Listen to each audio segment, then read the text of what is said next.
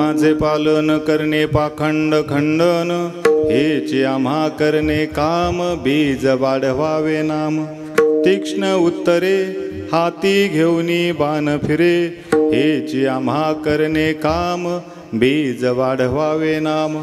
नाही भीड भार तुका म्हणे साना थोर, हेची आम्हा करणे काम, बीज वाढवावे नाम. विठ्ठल विठ्ठल विठ्ठल विठ्ठल विठ्ठल विठ्ठल विठ्ठल विठ्ठल विठ्ठल विठ्ठल विठ्ठल.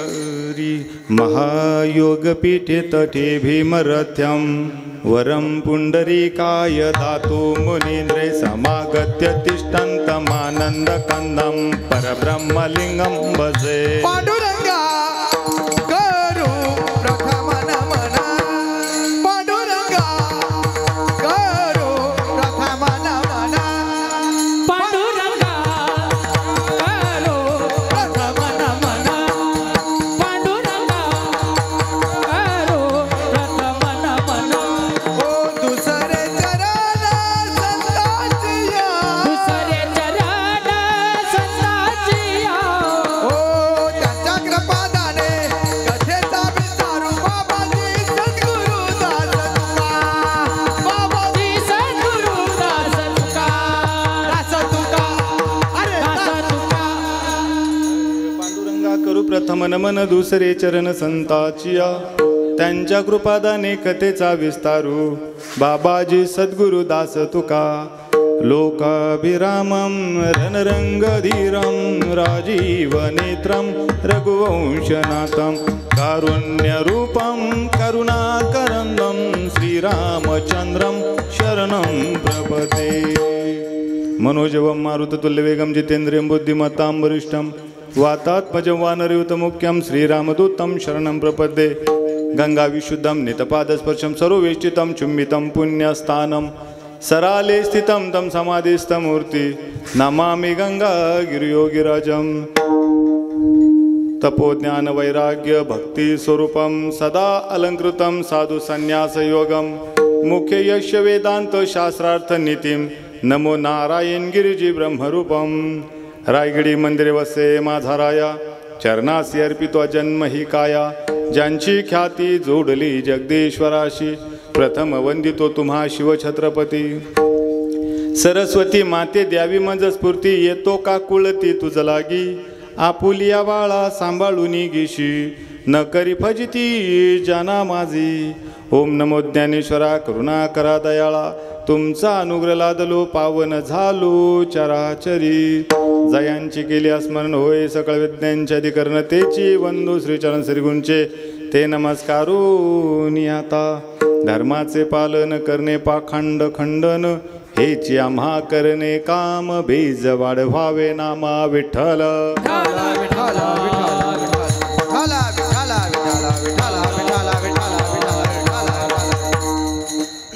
प्रस्तुत प्राप्त प्रसंगी कीर्तनरूपी सेवेसाठी निवडलेला अभंग महान भगवत भक्त महाराष्ट्रभूषण संत शिरोमणी वैराग्याचे पुतळे, देहू निवासी आणि महावैष्णव ज्ञानोबा माऊलींच्या विचारांच्या घाटावरती स्वतः स्नान करून इतर समाजाला आत्मज्ञानाची प्रौढी प्राप्त करून देणारं, सतय स्वरूपाचं शांतदांत उदात्त कोमल कोळ्या अंतःकरणाचे चिरस्थिर अखंडित आणि अखिल कोट ब्रह्मांड नायक भगवान पंढरीश पांडुरंग परमात्म्याचे लाडके लढीवाळ भक्त आणि अखंड हिंदुस्थानचं आराध्य दैवत राजाधिराज महाराज श्रीमंत श्री छत्रपती शिवाजी महाराज शिवरायांचे आध्यात्मिक गुरु, विश्ववंदनीय जगद्वंदनीय जगद्गुरु तुकोबाराय यांचा, तुकाराम महाराज यांच्या गाथ्यातला, बहुतेकांच्या पाठांतरातला, बहुतेकांनी ऐकलेला सुंदर गोड आणि उत्कृष्ट असा अभंग आजच्या कीर्तन निरूपणाकरता निवडलेला आहे. विठ्ठल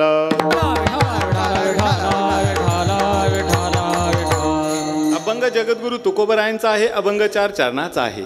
या अभंगाद्वारे जगद्गुरु तुकोबाराय संतांचं या मृत्यू लोकामध्ये येण्याचं कार्य नेमकं आहे तरी काय आणि आल्यानंतर करायचं कर्म सांगणारा अभंग आहे. विठ्ठल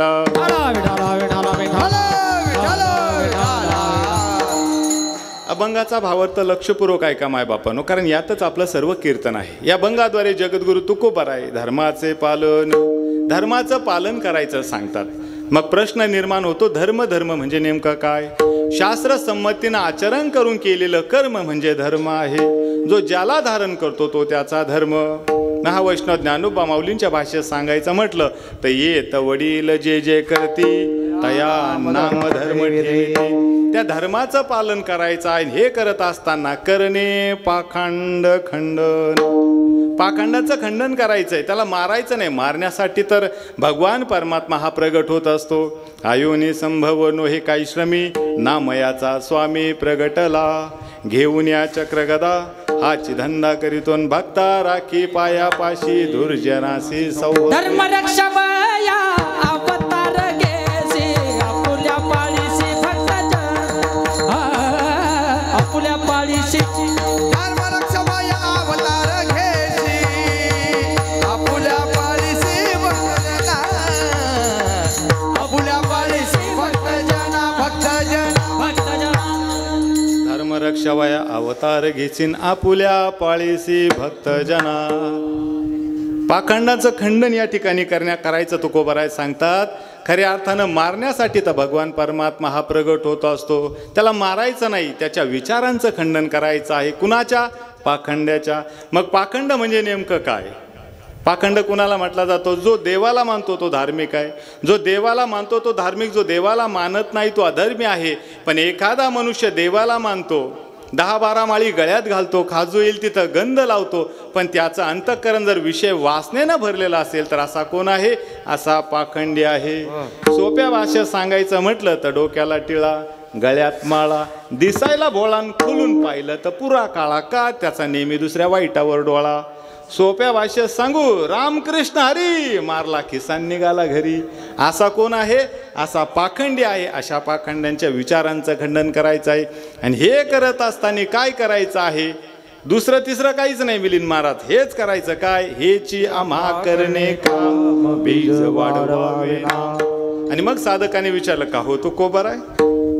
एवढ्या सगळ्या गोष्टी असताना जप आहे, तप आहे, होम आहे, हवन आहे, विधी आहे, सगळ्या गोष्टी असताना या ठिकाणी तुम्ही भगवंताच्याच नामाचं बीज वाढवायचं का सांगतात? तर कलियुगामध्ये जर माणसाला स्वतःचा उद्धार करून घ्यायचा असेल तर त्याच्यासाठी एकमात्र साधन सांगितलेलं आहे आणि ते म्हणजे भगवंताच्या नामाचं बीज आहे. कलियुगी उद्धारे हरीच्या नामे. आणि ज्याच्या मुखात नाम त्याच्या हातात मोक्ष. भाषा संतांची, मुखी नाम हाती मोक्ष, ऐसी साक्ष बहुतांची. आणि मग साधकाने विचारलं, ठीक आहे तू कोबर आहे, धर्माचं पालन करूया, पाखंडांच्या विचारांचं खंडन करूया. हे करत असताना दुसरं तिसरं काहीच नाही, भगवंताच्याच नामाचं बीज वाढूया. पण का हो तू कोबर आहे, सांगा ना मला.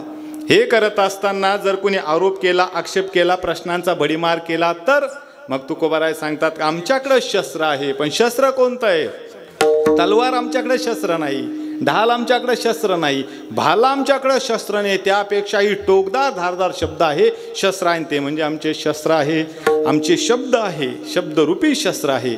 आम्हा घरी धन शब्दांचीच रत्ने, शब्दांचीच यत्ने शस्त्र करू. आणि ते कसे आहे? त्यांनी तीक्ष्ण उत्तरामध्ये प्रश्न केला तर आम्ही त्यांना जसंच तसं उत्तर देऊ. कसं? तीक्ष्ण उत्तरे. ज्याप्रमाणे क्षत्रिय हाती घेऊन बाण फिरे त्याप्रमाणे शब्दरूपी शस्त्र त्या प्रश्नानं उत्तराला आम्ही वार करू. आणि मग विचारलं साधकाने, का हो तुकोबराय, हे सगळ्यांनाच करा, घोंगट कमी करा, सगळ्यांनाच करावं लागणार आहे का? मग तुकोबराय म्हणतात, सगळ्यांनाच करावं लागेल. का हो तुकोबराय, एखादा लहान असेल त्याला काहीतरी सवलत? अजिबात सवलत नाही. एखादा मोठा असेल त्याला काहीतरी माफी. आपल्या भाषेत ज्याचा वशिला त्याचा कुत्रा काशीला, असा काही प्रकार तुकोबराय म्हणता, असा कुठलाही प्रकार आमच्याकडे होणार नाही. कुणाचीही बीड ठेवली जाणार नाही, नाही भीड भार. तुका म्हणे साना थोर. काय करायचं? हेची आम्हा करणे काम. कोणतं? बीज वाढवावे नाम. अभंगाचा सरळ भावार्थ. विठ्ठल विठाला विठाला विठाला विठाला विठाला विठाला विठाला विठाला विठाला विठाला. कीर्तनाला प्रारंभ करण्यापूर्वी अखंड हिंदुस्थानचं आराध्य दैवत राजाधिराज महाराज श्रीमंत श्री छत्रपती शिवाजी महाराज शिवरायांच्या चरणी नतमस्तक होऊन त्रिवार मानाचा मुजरा करतो. खरं तर छत्रपती शिवरायांचे, राजमाता राष्ट्रमाता मासाहेब जिजाऊंचे, धर्मवीर छत्रपती संभाजी महाराजांचे तुमच्या आमच्यावर अनंत उपकारे मायबापांनो. खरं तर अखंड हिंदुस्थानच्या मातीत राजे शिवछत्रपती शिवाजी महाराज जन्माला आलेच नसते. तर नसती झाली कथा, नसते झाले कीर्तन आणि नसते उभे राहिले अखंड हरिनाम सप्ताह.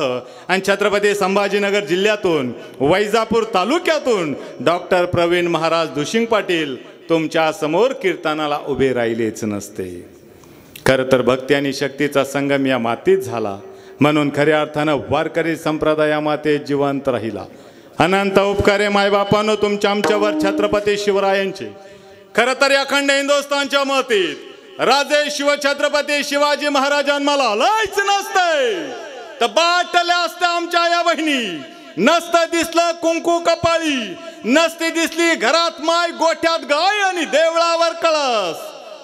माझे राजे देव नव्हते, पण ज्यांच्यामुळे देवळात देव आहे त्या देवाचं नाव म्हणजे राजे शिवछत्रपती शिवाजी महाराज. खरं तर भक्ती आणि शक्तीचा संगम या मातीत झाला, म्हणून खऱ्या अर्थानं वारकरी संप्रदाया मातीत जिवंत राहिला. खरं तर रामायण हे नंदादीपासारखं आहे, महाभारत हे विजयसारखं आहे आणि शिवभारत हे वादळासारखं आहे. माणसाने कसं जगावं हे तुम्हा आम्हाला रामायण शिकवतं, माणसाने कसं मरावं हे तुम्हा आम्हाला श्रीमद भागवत शिकवतं, पण राष्ट्रासाठी माणसाने कसं जगावं हे छत्रपती शिवरायांचं चरित्र शिकवतं. आणि राष्ट्रासाठी धर्मासाठी कसं मरावं हे तुम्हा आम्हाला धर्मवीर छत्रपती संभाजीराजांचं चरित्र शिकवतं. आणि म्हणून थंड पडलेल्या रक्ताला बंड करून उठण्यासाठी महाराज आज तुमच्या तरुण तडफदार मर्द मावळ्यांना गरज आहे ते तुमच्या चरित्र कथेची. म्हणून आज या पावन पुण्यभूमी निंबोळा नगरीमध्ये अखंड हरिनाम सप्ताहाचं औचित्य साधत महाराज सुरुवातीला का होईना, मध्यंतर का होईना आणि शेवटी का होईना आपल्या जीवनचरित्राला आम्ही स्पर्श करणार आहोत. म्हणून प्रथमतः या ठिकाणी मी सगळ्यांना हात जोडून 2 नम्रतेच्या विनंत्या करतो. पहिली विनंती अशी आहे, पोटाची खळगे भरण्यापेक्षा पाठीचा कणा ताट राहावा यासाठीच जगलं पाहिजे हे शिकवण ज्या छत्रपती शिवरायांना, ज्या धर्मवीर छत्रपती संभाजी महाराजांनी, ज्या राजमाता राष्ट्रमाता मासाहेब जिजाऊंनी तुम्हा आम्हाला दिली, त्यांचं चरित्र ऐकत असताना पाठीचे मनके सरळ करून बसा. आत्ताच नाही, चालू झाल्यावर. आणि दुसरी विनंती अशी आहे, माझ्या राजांचं चरित्र ऐकत असताना अंगावर शहारे निर्माण झाले तर टाळी ही वाजवायची, तर टाळी अशी वाजवायची की टाळ्यांचा कडकडाट हा स्वर्गात गेला पाहिजे आणि तिथून माझे राजे म्हटले पाहिजे. बघा रे बघा, तानाजी, बाजी, यसाजी, आप्पाजी, चिमणाजी, कडतोजी, कोंडाजी, बघा 350 वर्ष झाली तरी या महाराष्ट्राच्या मातीत माझे मावळे आजही जिवंतच आहे.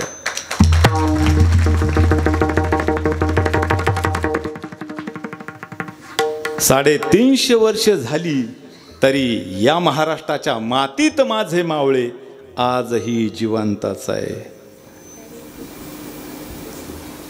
माझं बोलणं लक्षात येऊ लागलं का तुम्हाला सगळ्यांना? मला काय आयरनी भाषा येत नाही, माझी भाषा शैली कळू लागली का? आजी तुम्हाला मागं कळते का? नतीवाल्या आजी त्या बोलणं कळतं का? कळतं का? का हिंदीत कीर्तन करू? कोण म्हणलं इंग्लिशमध्ये करा? बोलणं कळू लागलं ना? एकदा काय झालं, एक बाई दुसऱ्या बाईकडे गेली आणि तिला म्हणे, अगं अगं काही ऐकलं का? ती म्हणे, काय ग? अगं म्हणे, अध्यक्षाची बायको कोमात गेली ना. ती म्हणे, ये बाय मोठे लोक ते कुठं बी जातात. तसं माझं बोलणं तुमच्या लक्षात आलं का? एका जणाला फोन लावला, त्याला म्हणलं, हॅलो कुठं लागला फोन? तो म्हणे, कानाला. अरे म्हणलं, तसं नाही, कुठून बोलतो? म्हणे, तोंडातून. तसं माझं बोलणं तुम्हाला लक्षात आलं का? मी काय म्हटलं, जेवढे जेवढे जिवंत आहेत फक्त त्यांनीच टाळी वाजवा.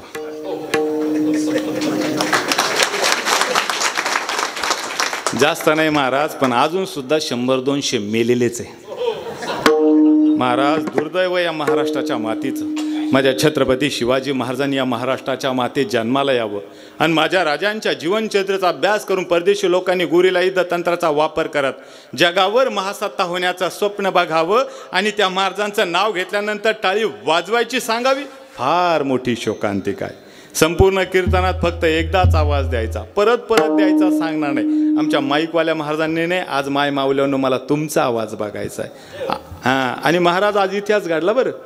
आत्तापर्यंत तुम्ही कुठेही कीर्तनाला जा, सगळ्यात जास्त संख्या असेल आमच्या माता भगिनीची. आणि आज या गावामध्ये विशेष घडलं, आज पुरुष वर्ग भारी पडला. 50% आरक्षण त्यांनी घेतलं, आता हळूहळू कमी होतं काय असा प्रश्न निर्माण झाला. पण माऊल्यांनो आता तुमचा आवाज बघायचा फक्त एकदाच. छत्रपती शिवाजी महाराज की. अरे काय आवाज, असा आवाज. महाराज चेतन बाबा किती लोकसंख्या आहे गावची? 2 जणीला उभा करा आणि इथं भांडायला लावा. 6000 जर नाही झाले तर अनिल भाऊला डबल मानधन देऊन जाईन मी. हा आहे की नाही वस्तुस्थिती. फक्त 2 भांडायला लावा. भांडायला आला पाना बोळ मग ते पाच चालू व्हा मग ते. हां महाराज ही माऊली साधी नाही हो, साधी माऊली नाही महाराज. ही कोणती माऊली?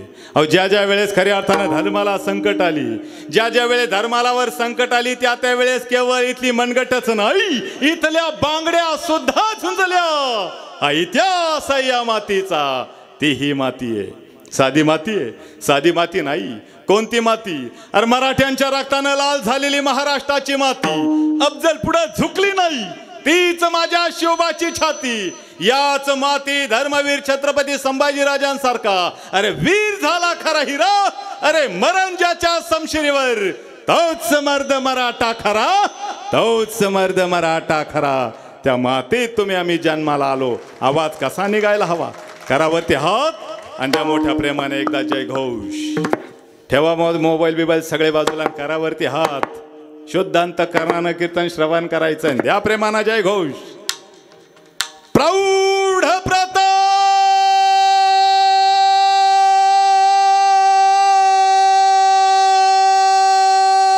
पुरंदर क्षत्रिय कुलवंश सिंहासनाधीश्वर राजाधिराज महाराज श्रीमंत श्री श्री श्री छत्रपती शिवाजी महाराज की.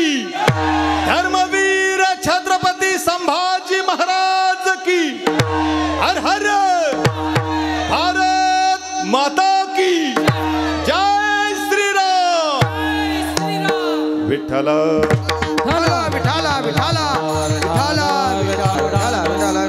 कीर्तन थोडं करायचं पण गोड करायचं. तुम्हाला बरं वाटेल असं कीर्तन अजिबात करणार नाही. तुमचं बरं होईल असंच कीर्तन मी या ठिकाणी करून जाणार आहे. एक तास उरला खटवांगरायाची. चला बोला. अभंग ज्यांचा आहे ते जगद्गुरु आहे, अभंग ज्यांचा आहे ते तुकोबाराय आहे. बोला अभंग कुणाचा आहे? तुकाराम महाराजांचा. आता कोणतरी म्हणलं जगद्गुरूंचा. बरोबर, तुमचंही बरोबर आहे त्यांचंही बरोबर आहे.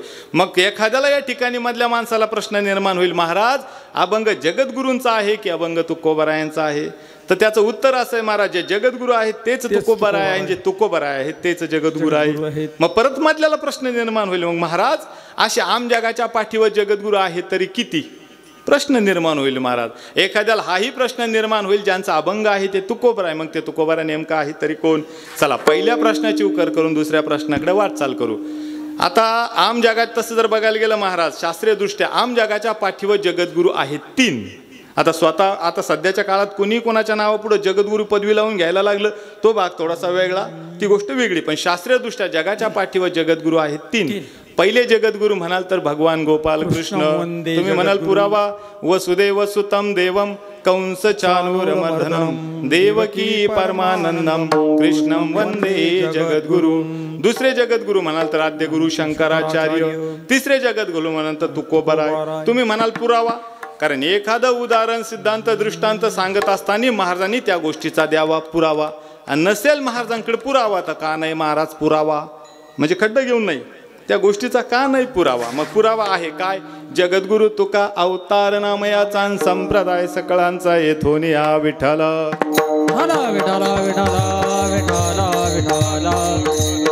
दुसरा प्रश्न असा होता, अभंग ज्यांचा आहे ते तुकोबाराय, मग ते तुकोबाराय नेमका आहेत तरी कोण? खरं तर जगद्गुरु तुकाराम महाराजांना ओळखत नाही असा एकही मनुष्य या महाराष्ट्राच्या मातीत शोधून सापडणार नाही. आणि सापडलाच कोणी एखादा असा तो महाराष्ट्रातला असू शकत नाही. विठ्ठल.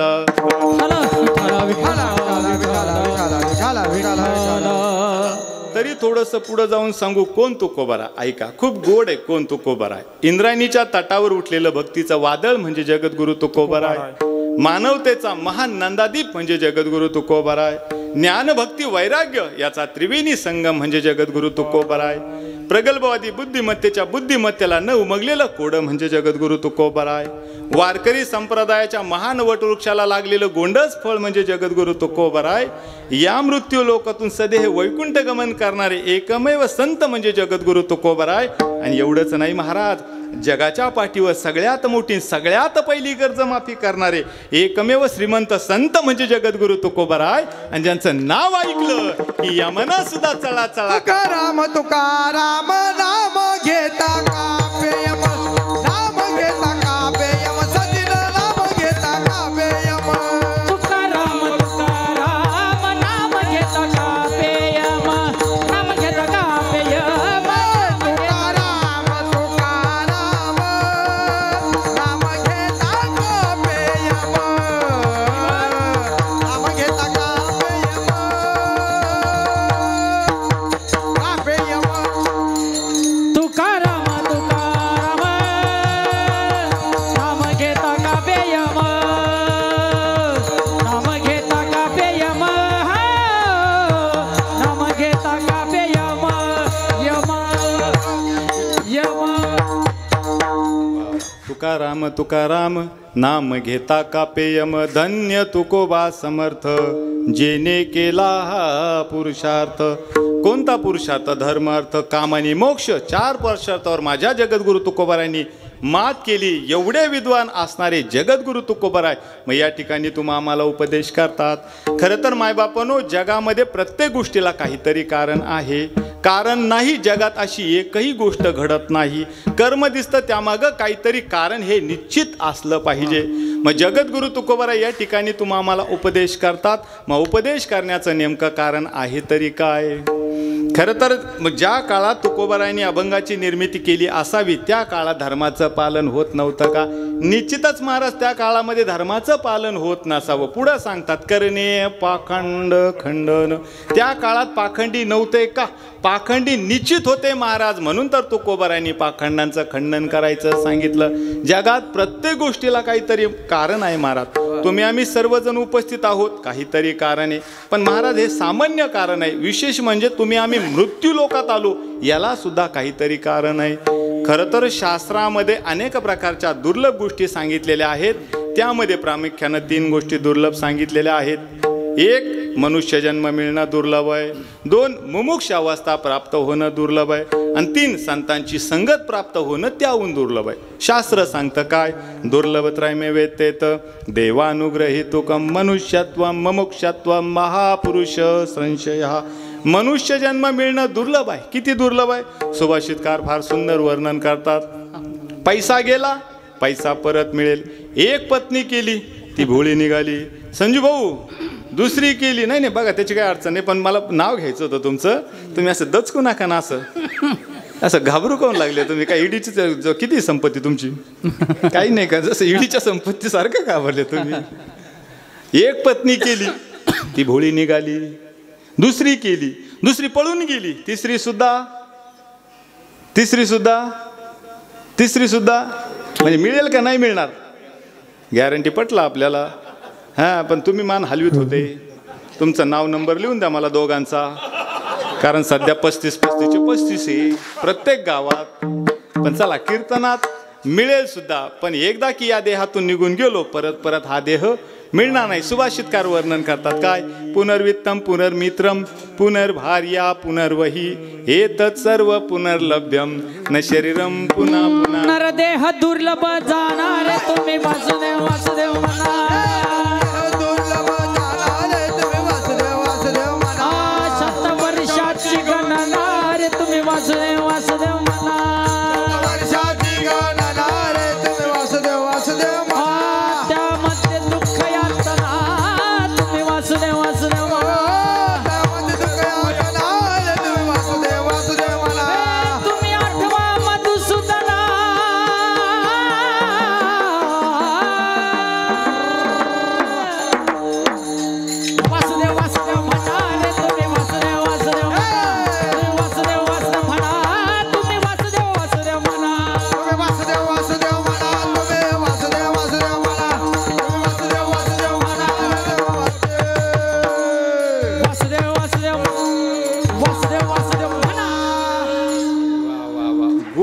आणि समर्पक प्रमाण दिलं महाराज. तुम्हालाच आवडलं का? बाकीच्यांना नाही आवडलं त्यांचं प्रमाण? बाकीच्यांना नाही आवडलं का? मागच्यांना नाही. मग सांगायला महाराज प्रमाण नका घेऊ म्हणून. महाराज आणि प्रमाणाचे महामेरू बरं हे सगळे सगळे एका उनी एक बळे रे. गुरुजीचा तर विषय नाही झालं, तुमचं तर नावच घ्यायचं काम नाही.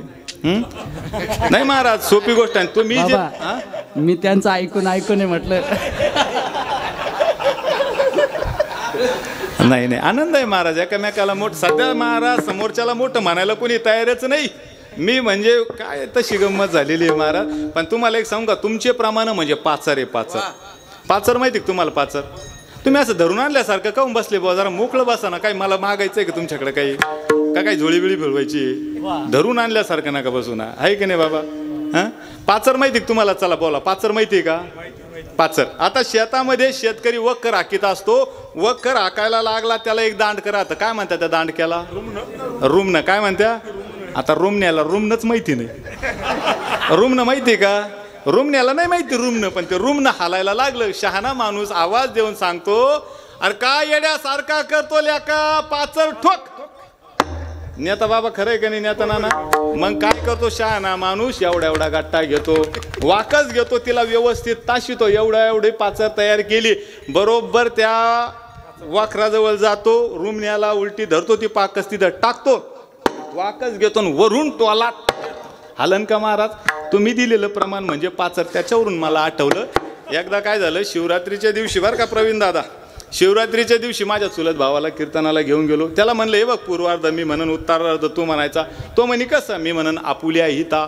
तो म्हणे मी काय म्हणायचं? म्हणलं जो असे जागता. मी म्हणन आपुला तो एक देव करून घ्यावा. तो म्हणे मी काय म्हणायचं? तेने विना जीवा. हा, मी म्हणन जन्म आलो त्याचे. तो म्हणे मी काय म्हणायचं? आजी फळं झाले साचे. तो म्हणे बस बस बस, फिट बसला कीर्तन. तुम्ही म्हणायचं प्रवीण, मी म्हणायचं दुशिंग. म्हणलं फिट बसला कीर्तन. ध्यानात ठेवतो म्हणजे टेन्शन घेऊ नका. तुम्ही काही म्हणा, भाऊ उत्तरार्ध म्हणायला तयार आहे. आणि महाराज योगानं कीर्तन सुरू झालं. आणि मी म्हणलं शिवभोळा चक्रवर्ती. त्यांना महाराजाचा माई घेतला आणि तिथून म्हणतो, तोही माय चुलती, तोही माय चुलती. नाही, अशी बी पाचर नको ना महाराज. पण गोड प्रमाण दिलं. नरदेह दुर्लभ जाना, शतवर्षाची गणना. अहो महाराज, भाग्य आहे तुमचं आमचं मनुष्य जन्म मिळाला, पण सहजासहजी नाही मिळाला. प्रारब्ध 3 प्रकारचे. थोडंसं ऐकायचं ना, आता आपल्या विषयाकडे बघायचं. थोडासा चिंतनाचा भाग ऐका. प्रारब्ध 3 प्रकारचे आहे. स्वइच्छा प्रारब्ध आहे, परीच्छा प्रारब्ध आहे, अनिच्छा प्रारब्ध आहे. स्वइच्छा प्रारब्ध आहे, त्यामध्ये संत स्वतःहून येतात. परीच्छा प्रारब्ध आहे, भगवान परमात्म्याला आणावं लागतं. अनिच्छा प्रारब्ध आहे, त्यामध्ये तुम्हा आम्हाला यावंच लागतं. ऐका, संत येतात, भगवान परमात्म्याला आणावं लागतं, तुम्हा आम्हाला यावंच लागतं. चला पुढे करा उलट.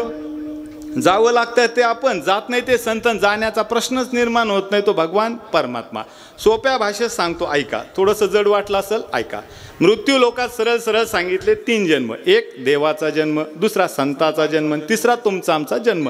मुद्दा नंबर 1, तुम्हा आम्हाला या मृत्यू लोकात यावंच लागतं. इच्छा असली तरी यावं लागेल, इच्छा नसली तरी यावंच लागेल. एखाद्याला जर कंटाळा आला ना, इथं नाही बाबा महाराज काय बरोबर नाही बोलू लागले, कंटाळा आला, निघून जायची इच्छा असली तरी जाता येणार नाही का? लोक काय म्हणतील? एखादा बसलेला आहे 4 लोकात आणि इच्छा प्रारब्धमध्ये. इच्छा नसली तरी बसावं लागतं, इच्छा नसली तरी यावं लागतं महाराज. आणि इच्छा प्रारब्धामध्ये तुम्ही आम्ही या ठिकाणी आलेलो आहे. दुसरं प्रारब्ध सांगितलंय स्वइच्छा. स्वइच्छा त्यामध्ये संत स्वतःहून येतात. संत कशासाठी येतात? मृत्यू लोकामध्ये वाढावया सुख भक्तिभाव धर्म कुळाचार नाम विठोबाचे. संत या मृत्यू लोकामध्ये येतात मायबापांनो. कुठून? वैकुंठावरून. आम्ही वैकुंठवासी आलो याचे कारण असे. कोणतं कारण ते सांगतात अभंगाचं प्रथम चरण. धर्माचे पालन, धर्माचे पालन, धर्माचे पालन, धर्माचे पालन, धर्माचे पालन, धर्माचे पालन,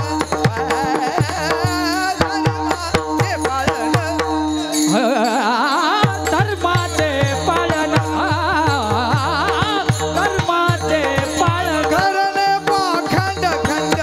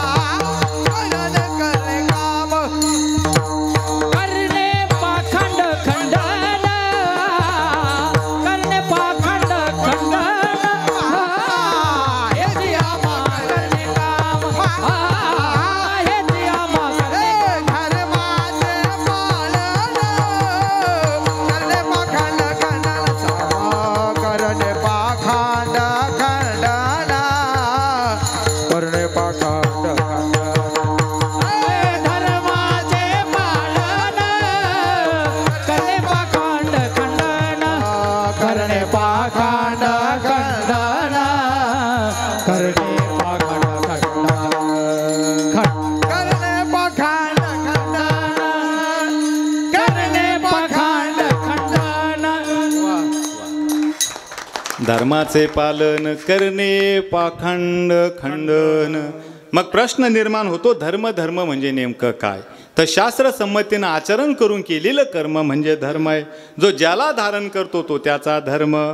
मी सुरुवातीला सांगितलं, महावैष्णव ज्ञानोबा माऊलींच्या भाषेत सांगायचं म्हटलं तर येत वडील जे जे करती तया नाम धर्म ठेविती. जो ज्याला धारण करतो तो त्याचा धर्म आहे. महाराज गायन करतायत, महाराज किती त्रास होऊ द्या पण गायन करणं, गोड गायन करणं आणि करतायत ते, हा त्यांचा धर्म आहे. महाराज या ठिकाणी मृदंग वाजवत आहेत, सुंदर गोड मृदंग वाजवत आहेत, वाजवला पाहिजे, वाजवत आहेत, त्यांचा धर्म आहे. सिस्टीमवाले सुंदर गोड सुंदर सिस्टीम देत आहेत, देणं हा त्यांचा धर्म आहे. महाराजांना छत्रपती शिवाजी राजांवर कीर्तन करायला बोलवलेलं आहे. आता 10:15 झाले, त्यांनी तिकडं जावं ते केलं पाहिजे, हा त्यांचा धर्म आहे. आणि महाराजांनी बिंबीच्या देठापासून कीर्तन करावं, तुम्ही ह्या कानानं ऐकावं ह्या कानानं सोडावं, हा तुमचा. आम्ही बसतो कीर्तनात आणि झटके मारतो घरच्या कोलपाला. महाराज इथं येतो चिंता करत बसतो. 50% लोक माझ्या समोर बसलेले चिंतेत. मला सांगायचं तर तुम्हाला शिवचरित्रच आहे, पण माझं शिवचरित्र सांगत असताना अंतकरणाच्या गाभाऱ्यात तुम्ही घर करून ते ठेवावं, शुद्ध अंतकरणानं ते सोबत घेऊन जावं. जोपर्यंत अशी परिस्थिती मला दिसत नाही तोपर्यंत मी सुरूच करणार नाही. मी सांगायला त्याच्यासाठी चाललेलो आहे महाराज. 50% लोक चिंतेत आहे, 50%. प्रत्येकाच्या डोक्यात काही ना काही गणगणे. आमच्या महाराजांच्या डोक्यात सुद्धा काही काही गणगणे, इथं बसले त्यांच्या डोक्यात काही ना काही गणगणे, प्रत्येकाच्या डोक्यात काही ना काही गणगणे. महाराज बाबा कीर्तनात बसलेला बाप चिंतेत आहे, कीर्तनात बसलेली आई चिंतेत आहे, कीर्तनात बसलेली ताई चिंतेत आहे, कीर्तनात बसलेला दादा चिंतेत आहे. चिंता करायचं कारण काय महाराज? हाडाची काढ रक्ताचं पाणी ज्या बापानं केलं, ईदभर करत स्वतःच्या भावाचा अर्धा एकर बाण त्यांना कोरला. याची टोपी त्याच्या डोक्यात, त्याची टोपी याच्या डोक्यात काढली. गाय आणली, 10 लिटर दूध देत होती, 3 लिटर पाणी टाकलं आणि गाईला 13 लिटर होऊन 15 लिटर कसं नेऊन घातलं? तो बाप बसलेला चिंतेत. एवढे गज काढले 3 ताल सोडून. ज्या दिवशी त्यांना एवढा थर काढला त्या दिवशी त्याचा एकुलता एक मुलगा त्याच्यावर गुराकला. कीर्तनात बसलेला बाप चिंतेत आहे, कीर्तनात बसलेली सासू चिंतेत आहे. माझी सून माझी सून माझी सून. वाजत आणली, गाजत आणली, डोक्यावर बसवली तेव्हा मुठ साखर वाटली. माझ्या सुनासारखी सून नाही, माझ्या सुरासारखी सून नाही. आणि आज सासूबाई निघाली कीर्तनाला. कुठं चालल्या सासूबाई? चालले बाई वैजापूरून. महाराज यायचे, खूप गोड शिवचरित्र सांगतात. चालले त्यांच्या कीर्तनाला. मग पिल्लू कोण सांभाळीन? कुत्र्याचं नाही, माणसाचं पिल्लू कोण सांभाळीन? तरी सुद्धा सासूबाई कीर्तनाला आली. बसलेली सासूबाई चिंतेत आहे. पण चिंता करायचं कारण काय? मला सांगा, येतानी काय आणलं का आपण? बोला, येतानी काय आणलं? जातानी काय न्यायचं? बोला मंडळी, येतानी काय आणलं? बोला मावशो, जाताना काय न्यायचं? मागच्या मावशो बोला, नाही तुम्ही डोकंच फोडीन तुमच्या पुढं. बोला, येतानी काय आणलं? जातानी काय न्यायचं? चुकीचं आहे मायबाप. येतानी घेऊन आलो संचित प्रारब्ध आणि जातानी घेऊन जायचंय कर्म. साधी गोष्ट आहे मायबापानो. ज्या भगवंतानं आम्हाला जन्माला घातलं त्यावेळेस दात दिले नाही, जाताना ठेवले नाही. साधी गोष्ट आहे बरं. आईच्या पोटातून बाळ बाहेर आलं, आजीनं मांडीवर घेतलं, ज्या फडक्या ज्या कापडात गुंडाळलं त्याला किस्सा असतो का हो? बोला. आणि जाताना ज्याच्यात गुंडाळून जाणार आहोत त्याला किस्सा असतो का? मग मधले खिसे आम्ही का मारतो? आयुष्यभर चिंता से घटे चतुराई, घटे रूप और ज्ञान, चिंता बडी अभागनी, चिंता चिता समान. चिंता करायची या देहाची करा. भगवंताने दुर्लभ मनुष्य जन्म कशासाठी दिला? तुम्ही फक्त एक काम करा, आवडीने भावे हरिनाम घेशील तुझी चिंता सर्व आहे विठ्ठल.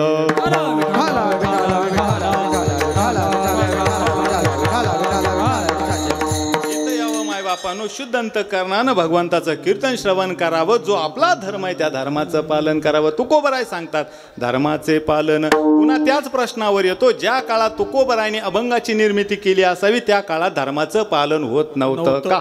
निश्चितच महाराज त्या काळामध्ये धर्माचं पालन होत नसावं, म्हणून तर तुकोबरायने उपदेश करावा धर्माचे पालन. मग कोणता काळ तो? कोणता काळ होता? काळ होता 16व्या शतकाचा. आणि 5 सत्ता या महाराष्ट्राच्या उरावर थैथया नाचत होत्या. एकूण आदिलशाही, एकूण निजामशाही, मोगल, सिद्धी, डच, इंग्रज, पोर्तुगीज या महाराष्ट्राच्या उरावर थैथया नाचत होते. गावाचे गावं लुटली जात होती, गावाचे गावं पेटली जात होती. लुटलं जात होतं सर्वस्व. आणि लुटली जात होती आया बहिणींची अब्रू. अभिमान तर सोडाच, स्वाभिमान सुद्धा सावकाराच्या पदरी गहाण पडला होता. आणि अशा वादळ वाऱ्यात जिजाऊ रूपी ज्योत सदैव तेवत होती. मनामध्ये विश्वास होता, धैर्य होतं, साहस होतं, सामर्थ्य होतं. 18 पकड जातीचं आणि 12 बलुतेदाराचं स्वराज्य उभं करायचं, पण करणार कसा कुणाच्या भरोशावर? कोण होतं सोबतीला? आणि यावेळेस मासाहेब जिजाऊ 5 महिन्याच्या गरोदर आहे. तत्कालीन परिस्थितीत शहाजी राजानं निजामशाही सोडली आणि आदिलशाहीची आली. आणि त्याच मोगलशाही आणि आदिलशाहीनं त्याच वेळेस त्या निजामशाहीवर आक्रमण केलं. लहानसा मूर्तिजा मारला, निजामशाही बुडवली. आणि आता मात्र शहाजी राजांचा नाईलाज झाला आणि शहाजी राजांना पुन्हा एकदा आदिलशाहीची चाकरी स्वीकारल्यावर लागली. आज याची चाकरी तर उद्या त्याची चाकरी. सांगा ना तुम्हीच, रक्त सांडल्याशिवाय मिळणार होती कशी मिळणार होती जहागिरीची भाकरी? पण त्याच वेळेस विजापूर दरबार तुडुंब भरला आणि बादशाह बोलता झाला, शहाजी तर बगावत खोर है, क्या किया जाए वजीर आला. आणि तसा वजीर बोलता झाला, हुजूर उसे यहाँ महाराष्ट्र में रखना उचित नहीं होगा. फिर क्या किया जाए उस बगावत खोर सिवा का? हुजूर अगर शहाजी राजे यहाँ रहेंगे तो फिर से बगावत करेंगे. फिर क्या किया जाए? हुजूर इसे कर्नाटक भेजा जाए. बहुत खूब, इसे कर्नाटक ही भेजा जाए, उसे कर्नाटक ही भेजा जाए. पत्र शहाजी राजांच्या हातात पडलं आणि आता मात्र शहाजी राजांना महाराष्ट्र सोडून कर्नाटक प्रांती जायचंय. शहाजीराजे विचार करते झाले. अशा अवघडलेल्या अवस्थेत राणी साहेब जिजाऊंना ठेवावं, पण ठेवावं कुठं? एकही स्थान सुरक्षित उरलं नव्हतं. जिकडून तिकडून अन्याय अत्याचार अधर्माचा स्तोम माजला होता. कुठं ठेवावं? आणि त्याच वेळेस शहाजी राजांच्या डोळ्यासमोर उभा राहिला जुन्नर मावळा चाजावाचा गड शिवनेरी. 8ही बाजूंना प्रशांत प्रशास्त मंदिर आहे. दर्या डोंगराचा आहे, कड्या कपारीचा आहे, घनदाट जंगलांचा आहे. नाना घाटाने गजबजलेला आहे. काळ्या भोर मातेल डौलदारपणे विराजमान झालेला गड शिवनेरी. आणि गडाचे गडकरी विजय शुद्धोजी विश्वास. शहाजी राजानं मासाहेबांची रवानगी शिवनेरी किल्ल्यावर केली आणि शहाजी राजे कर्नाटक प्रांती रवाना झाले. दिवसामागून दिवस जाऊ लागले. मासाहेबांनी भल्या पहाटे उठावं, शिवाई देवीच्या मंदिरात जावं, देवीची पूजा अर्चा प्रार्थना करावी. तासन तास त्या मंदिरामध्ये आईला साकडं घालत बसावं. रोज कुठली ना कुठली खबर मासाहेबांच्या कानावर येत होती. आज असं झालं, उद्या तसं झालं. आणि एके दिवशी मासाहेब जिजाऊ शिवनेरी किल्ल्यावर शिवाई देवीच्या मंदिरात बसल्या होत्या. दुपारची वेळ, रखरखत ऊन झालं आणि बराच वेळ झाला म्हणून मासाहेब गडावर आल्या नाही. म्हणून गडाचे गडकरी विजय शुद्धोजी विश्वास यांच्या धर्मपत्नी लक्ष्मीबाई गडावरून पाय उतार झाल्या. दुपारची वेळ झाली. मासाहेब शिवाई देवीच्या मंदिरात बसल्या होत्या आणि अचानक दूरवरून कुठून तरी केविलवाणी किंचाळी मासाहेबांच्या कानावर पडली. आई ग, आई वाचवा कुणीतरी वाचवा. आणि मासाहेबांच्या काळजात शब्द घुसले. कुणाची असेल केविलवाणी किंचाळी. मासाहेबांच्या पायाखालची जमीन सरकली, सारं शरीर थरारलं. आणि अवघडलेल्या अवस्थेमध्ये धपापल्या उरानं मासाहेब एक पाऊल टाकत त्या दिंडी दरवाजाजवळ आल्या. मासाहेबांना पाहून लगबगीनं लक्ष्मीबाई पुढे आल्या. दिंडी दरवाजाजवळ हात करून म्हणाल्या, अवघडलेल्या अवस्थेत पोटूशा हाय साराने साप तुम्ही, आणि कुठं निघाल्या अशा वक्ताला. आणि मासाहेबाई म्हणावं, लक्ष्मीबाई बाजूला व्हा. कुण्या तरी एका कोवळ्या लेकराच्या आबरूला धोका आहे. जायला हवं, नाही तर तिच्या आबरूची लखतर वेशीवर टांगली जाईल. लक्ष्मीबाई बाजूला व्हा. पण लक्ष्मीबाई बाजूला व्हायला तयार नाही. आणि लक्ष्मीबाईनं म्हणावं, आऊसाहेब, अहो कोणत्या लेकराची आबरू तुम्ही वाचवताल? हे दिवसागणिक रोजचं झालं आऊसाहेब. इथल्या तरण्या ताट पोऱ्या पुरींचं रूप सौंदर्य, इथल्या सुनावाळ्या लेकींचं रूपडं जणू श्राप ठरावा महाराष्ट्राच्या मातीला. आऊसाहेब अजून 8 दिवस नाही झालं हो. एक तरणी ताठी पोर लगीन करून शानमान काय गावात आली. पण लहानशा नंदीला सोबत म्हणून घराच्या बाहेर पडली. पण त्याच वेळेस यवनांची टोलधार आली आणि त्यातल्या एका हैवानानं त्या लेकराला पाहिलं, तिचं रूपडं पाहिलं. त्या लेकराला कळून चुकलं आता आपल्या अक्रूरची लागताना वेशीवर टांगली जाणार. अरे धावत धावत निघाला लेकरू, घरात घुसलं, आतून दार लावला, हैवान आला, रिखीवीत पाय उतरला, खाली उतरला, धावत धावत दाराजवळ आला, धाड धाड धाड लाथ मारली दाराला, दार तोडलं, आत घुसला, पाहिलं त्या लेकराला, धरला तिचा हात, ओढला बाहेर फरफटीत सगळ्यांसमोर, घेतलं तिला, टाकलं घोड्यावर, नेली रानोमाळ, भोगली आणि केविलवाल्या किंचाळा हादरत राहिलं त्या लेकरू. अरे त्या आवाजानं थरारला महाराष्ट्र, बेदरला शिवनेरी आणि भयभीत झाला मातीचा कदन कण औसाप, मातीचा कदन कण. मासाहेबांचं सकाळी जर्र झालं. डोळ्याला काही पावत नव्हतं, कानाला काही ऐकवत नव्हतं, मनाला काही समजत नव्हतं. जिकडून तिकडून अन्याय, अत्याचार, अधर्माचं स्तोम माजलं. लक्ष्मीबाई, यापासून कोणी वाचवणार नाहीच का हो? यापासून कोणी वाचवणार नाहीच. आणि मासाहेबांनी म्हणावं, यापासून कोणी वाचवणार नाहीच. आणि लक्ष्मीबाईने म्हणावं, आऊसाहेब, आता तुमच्या पोटातला त्यो पोर साक्षात देवाचं रूप घेऊन जन्माला येईल ना, त्याच वेळेस आता या हैवानांचा सर्वनाश होईल. ती घटना घडते ना घडते तोच काही दिवस निघून गेले आणि मासाहेब पुन्हा एकदा त्या शिवाई देवीच्या मंदिरात रोज पहाटे उठायच्या, तासन तास त्या देवीच्या समोर आसवर ढाळायच्या.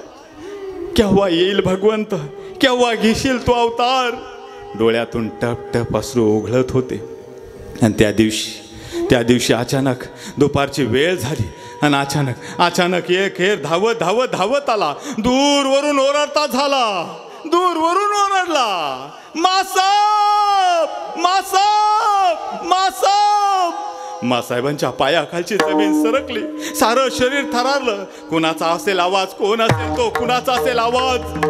आणि पाहता पाहता तो हेर मासाहेबांसामने आला आणि मुजरा करत म्हणाला, आऊसाहेब घात झाला आऊसाहेब. मासाहेब म्हणाव, काय झालं बाबा, का रडतोस, का तुझ्या डोळ्यात आसवं दाटले. आणि त्यानं म्हणावं, मासाहेब लय वंगाळ झालं हो, लय वंगाळ झालं. काय झालं बाबा?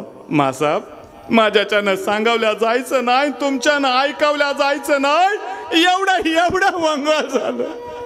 अरे बाबा, काय वंगाळ लावलं, झालं तरी काय सांग आता.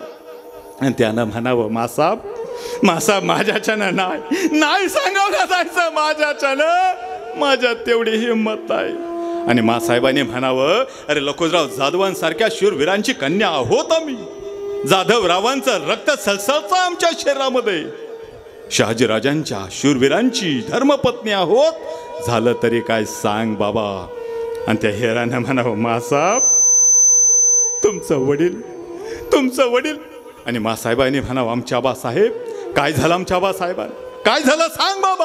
आणि हेरानं म्हणावं, मासाहेब माझ्याच्यानं नाही सांगावल्या जायचं, मासाहेब माझ्याच्यानं नाही सांगावल्या जायचं. आणि मासाहेब म्हणाल्या, सांग झालं काय. आणि हेरानं सांगावं, मासाहेब तुमचं वडील लखोजीराव जाधव, सोबत तुमचं 2 भाऊ, आठलोजी राघोजी, तुमच्या भावाचा मुलगा यशवंतराव, त्या निजामशाहीच्या दरबारात त्या बादशाला कुर्णी साथ कराय म्हणून शान काय गेला. त्याच वेळेस बादशाह उठला, डोळ्यांची इशारत झाली, थोडासा हसला, दरबाराच्या बाहेर गेला. आणि त्याच वेळेस यवनाच्या लकलाच्या समशेरी निघाल्या, सपा सप वार झालं. हडाची गाड रक्ताचं पाणी करून ज्यांनी देवगिरी उभा केला, तोच देवगिरी आज जाधवरावांच्या रक्तानं न्हावून निघाला. न्हावून निघाला. मासाहेबांचं सकाळी जर्र झालं. अरे लवाऱ्याच्या भात्यासारखं धडधडू लागलं, झाडावर उडणाऱ्या पाखरासारखं फडफडू लागलं. आणि मासाहेब उद्गारत्या झाल्या, हे पंढरीश पांडुरंग परमात्म्या, तू म्हणतोस ना, ज्या वेळेस धर्माला ग्लानी येते, धर्म संकटात सापडला जातो, त्या वेळेस तू कुठल्या ना कुठल्या रूपात प्रगट होत असतो. मग प्रभू श्री रामचंद्राच्या रूपाने असू द्या, नाहीतर भगवान गोपाल कृष्णाच्या रूपाने असू द्या, नाहीतर माझ्या उदरातून येणाऱ्या या बाळाच्या रूपाने असू द्या. आता या वेळेला, या काळाला, या क्षणाला एका लढवय्या योद्ध्याची, एका पराक्रमी पुरुषाची गरज आहे. म्हणतोस ना, यदा यदा हि धर्मस्य ग्लानिर्भवति भारत अभ्युत्थानमधर्मस्य तदात्मजं सृजाम्यहं परित्राणाय साधूनां विनाशाय च दुष्कृतां धर्म संस्थापनार्थाय संभवामि युगे युगे संभवामि युगे युगे। युगातून एखादा युग प्रवर्तक येत असतो, मग हे पांडुरंगा, हे शिवशंकरा, या आणि घे माझ्या उदरातून जन्म। मासाहेबांचे दिवस भरत आले। गडाचे गडकरी विजय शुद्धजी विश्वास यांच्या धर्मपत्नी लक्ष्मीबाई मासाहेबांकडे आल्या आणि मासाहेबांनी म्हणाल्या, अहो साहेब, पोटुशी हायसा तुम्हासनी डोहाळ नाही खावं लागलं? काही खावंसं नाही वाटत? चिंचा आवळे कैऱ्या बोरे काही खावंसं नाही वाटत? तुम्हासनी डोहाळ नाही का लागले? आणि तशा मासाहेब बोलत्या झाल्या, डोहाळे डोहाळे आणि डोहाळे कसले डोहाळे? तार दिवशी मासाहेब उठून उभ्या राहिल्या, दोन्ही हाताच्या मुठ्या वळल्या, चेहरा लालबंद, चेहऱ्यावर सूर्यासारखं ताई, जशी वीज कडकडावी तशा कडाडल्या सौदामिनी राणी साहेब जिजाऊ। लक्ष्मीबाई, आम्हाला डोहाळे लागले पण कसले म्हणून सांगू?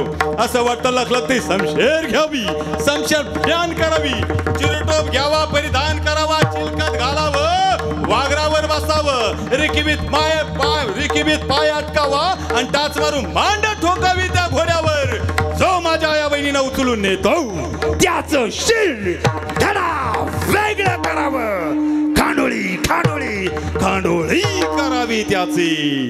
डोहाळे लागलेत मला त्याचे, डोहाळे लागलेत मला त्याचे।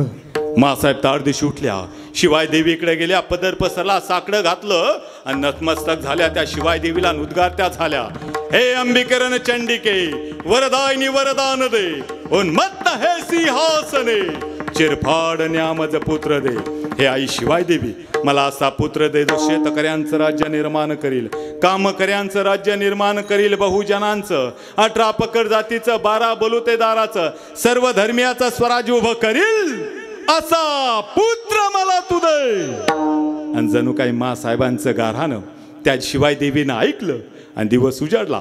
19 फेब्रुवारी 1630 या महाराष्ट्राच्या मोशीत आणि जिजाऊंच्या कोशीत यवनांचा कर्दन काळ, हिंदवी स्वराज्याचा शिवसूर्य छत्रपती शिवरायांचा जन्म झाला।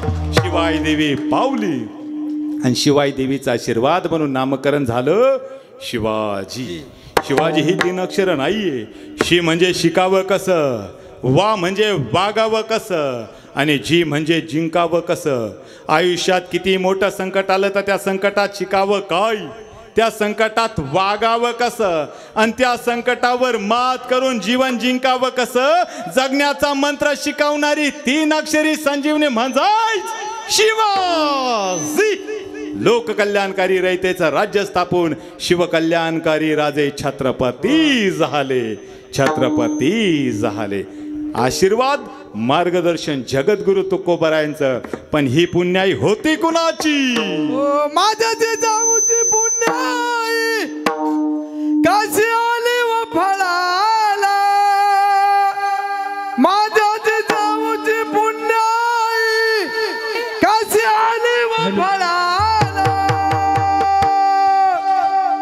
जो बापाचा बाप माझा शिवबा जन्माला, जो बापाचा बाप माझा शिवबा जन्माला, जो बापाचा बाप माझा शिवबा जन्माला, बापाचा बाप माझा शिवबा जन्माला, माझ्या जिजाऊची पुण्याई कशी आली व फळाला, माझ्या जिजाऊची पुण्याई कशी आली व फळाला,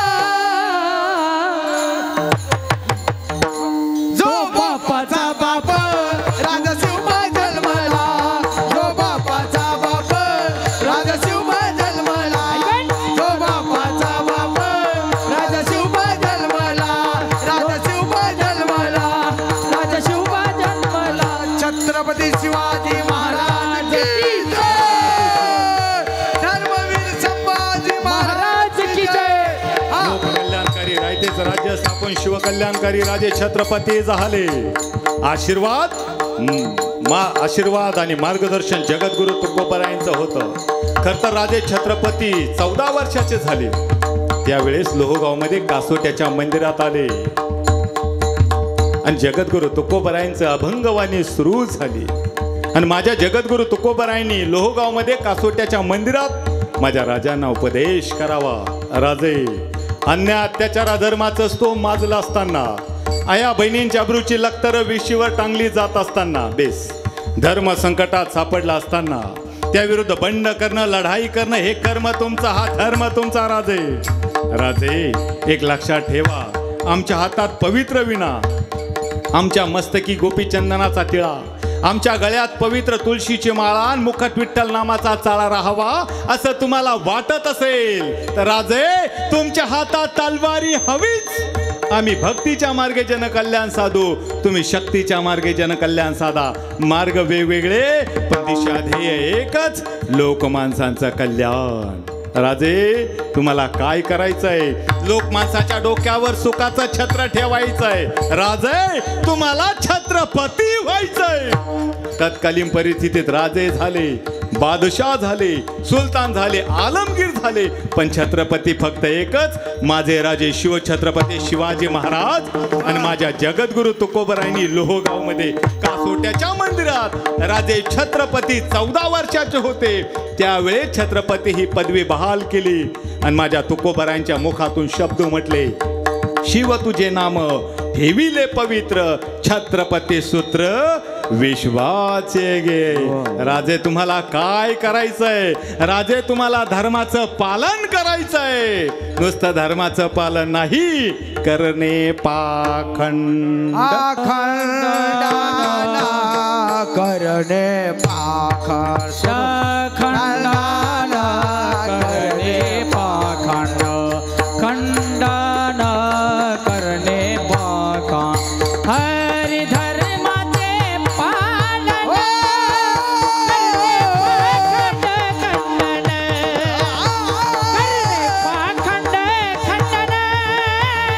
करणे पाखंड, खंडन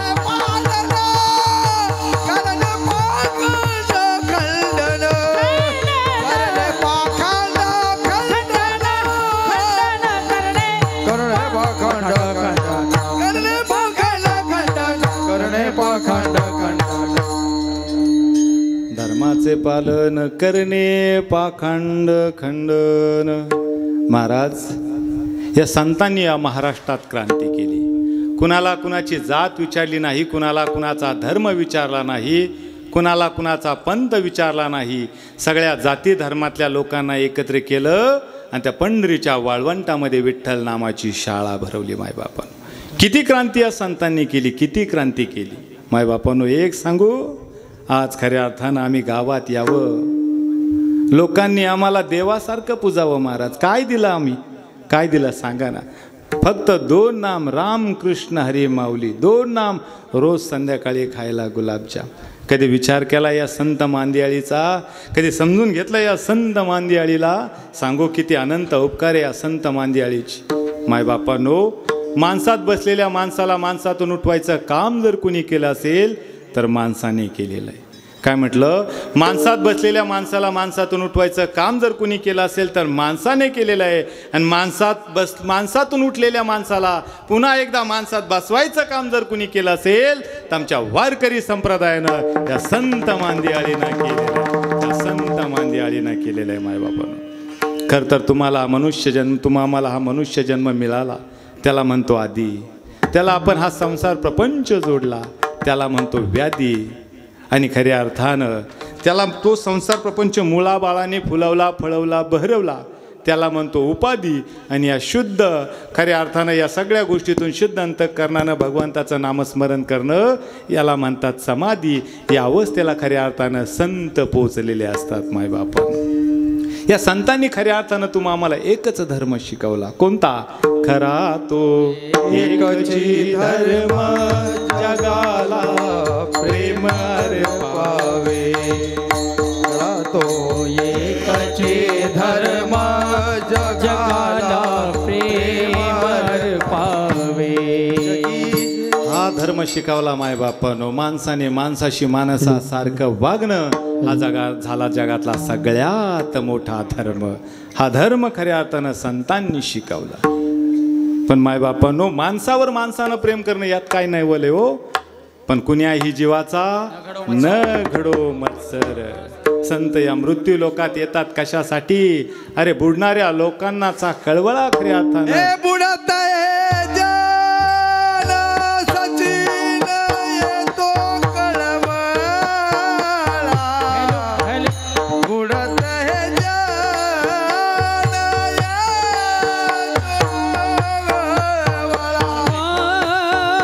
बुडत है जन न देखवे डोला. बुडत है जन न देखवे डोला. बुडत आहे जन देखेवे डोळा.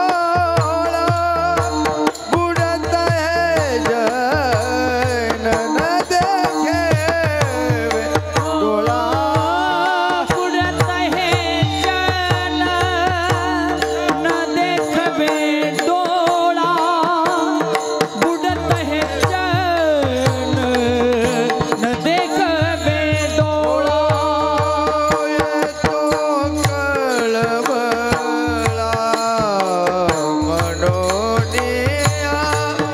येतो कळवळा. येतो कळवळा.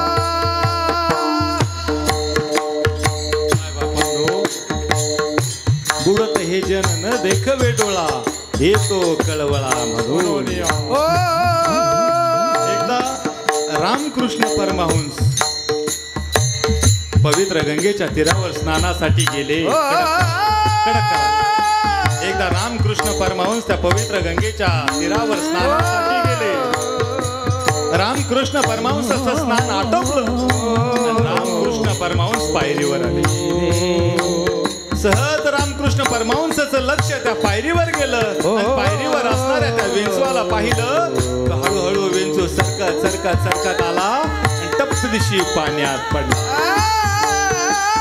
अंतःकरणात कळवळा निर्माण झाला. तो पाण्यात पडलेला विंचू तडफडायला लागला, गयावया करायला लागला. जाणार मरणार बुडणार आता. रामकृष्ण हरी परमहंसानं पाहिलं. अंतःकरणात कळवळा निर्माण झाला. धावत धावत निघाले आणि पाण्यात पडलेल्या विंचवाला खालून हात घातला आणि वरती हातावर घेतला. जसं त्या विंचवाला हातावर घेतलं तसं त्या विंचवानं जोऱ्या डंख रामकृष्ण परमहंसाच्या हातावर मारला. सारा शरीर थरारलं. हजार रिंगण्या मस्तकात असाव्या इतक्या असह्य वेदना झाल्या आणि टप्प दिशी विंचू हातातून खाली पडला. क्षण दोन क्षण काय होतं रामकृष्ण परमहंसांना कळेनासं झालं. रामकृष्ण परमहंस खाली मट्ट दिशी बसले. थोडासा वेळ गेला आणि पुन्हा एकदा रामकृष्ण परमहंस भानावर आले. इकडं तिकडं बघू लागले. विंचू आता इथं होता. कुठाय कुठाय विंचू? आणि विंचू वाहत वाहत बरंच दूर चालला गेला. रामकृष्ण परमहंस उठले. धावत धावत धावत त्या विंचूच्या दिशेने निघालं. पाण्यात पडलेला विंचू पाहिला. त्याच्या जवळ आले आणि खालून हात घातला. हातावर विंचू घेतला आणि पुन्हा एकदा जोऱ्या डंख त्या विंचवानं रामकृष्ण परमहंसाच्या हातावर मारला. सारं शरीर थरारलं. मरतो की काय अशी अवस्था झाली. विंचू पुन्हा एकदा खाली पडला. विंचू खाली पडला. मट्ट दिशी परमहंस त्या ठिकाणी बसले. काय होतं कळत नव्हतं. क्षण दोन क्षण गेले आणि पुन्हा एकदा रामकृष्ण परमहंस भानावर आले. निघाले त्या विंचवाला वाचवण्याच्या दिशेनं. विंचू पडलेला पाण्यात पुन्हा हात घातला. पण त्याच वेळेस पायरीवर बसलेला सद्ग्रस्त हे सगळा प्रकार बघत होता. धावत धावत आला आणि रामकृष्ण परमहंसाच्या हाताला धरलं. आणि रामकृष्ण परमहंसांना म्हणाले, ओ महाराज, काय वेळ वगैरे लागलं की काय तुम्हाला? विंचू आहे, पाण्यात बुडतो आहे, मरतो आहे, मरू द्या त्याला, वाचवतात कसले? अहो दगड घ्या त्याच्या डोक्यात टाका, मारून टाका त्याला. तुम्ही वाचवायचा प्रयत्न करत आहात. माय बापांनो, माझ्या रामकृष्ण परमहंसानं दिलेलं उत्तर खूप गोड आहे. अंतःकरणाच्या गाभाऱ्यात घर करा, घरात ते उत्तर ठेवा, उत्तर सोबत घेऊन जा. आज या ठिकाणी माझं कीर्तन सार्थक केलं. रामकृष्ण परमहंसाने दिलेलं उत्तर असं होतं, तो विंचू आहे, डंक मारणं हा त्याचा धर्म आहे. अरे तो मरतोय बुडतोय, शेवटच्या क्षणी सुद्धा त्याचा जीव जातोय. अरे मरत्या क्षणी सुद्धा डंक मारणं हा तो त्याचा धर्म सोडत नाही. अरे मी तर जिवंत हाडामासाचा माणूस आहे, त्याला वाचवणं मी माझा धर्म का सोडू, मी माझा धर्म का.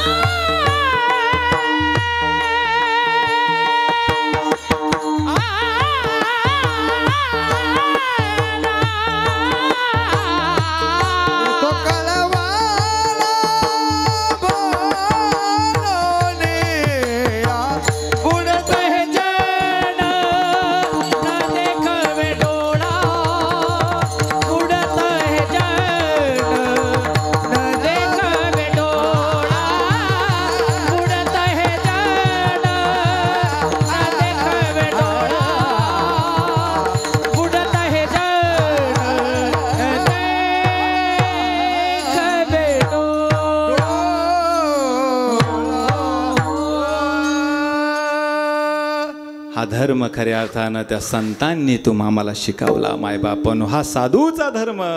जगद्गुरु तुकोबारायांनी सांगावा. आणि मग साधकाने विचारलं, का हो तुकोबाराय, हे करत असताना अजून दुसरं काही करायचं? तर तुकोबाराय सांगतात, दुसरं तिसरं काहीच नाही करायचं. हेची आम्हा करणे काम, हेची आम्हा करणे काम,